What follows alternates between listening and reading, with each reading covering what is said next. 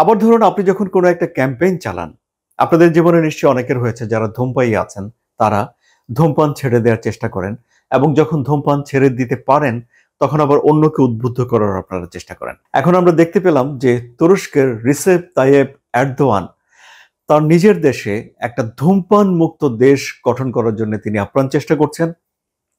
সেখানে নানা ধরনের প্রচার অভিযান তার চলছে এবং তিনি এই সম্মেলনে যে যুক্ত হয়েছেন মিশরে, সেখানেও এসে তিনি ধূমপান বিরোধী প্রচারণা শুরু করেছেন এবং তার টার্গেট হলো এই জর্জিয়া মেলোনি, ইটালির প্রধানমন্ত্রী, এবং এই ইটালির প্রধানমন্ত্রীকে তিনি ধূমপান ছেড়ে দেওয়ার পরামর্শ দিচ্ছেন। পাশে দাঁড়িয়েছিলেন ফ্রান্সের প্রেসিডেন্ট ইমানুয়েল ম্যাক্রন হেসে বলেছেন, না না, এটা হবে না, এটা সম্ভব নয়। এই যে এই জায়গাটি, এখানে এসে রাষ্ট্রীয় কোনো প্রোটোকল কাজ করছে না, এখানে ফর্মাল কোনো কথা নেই।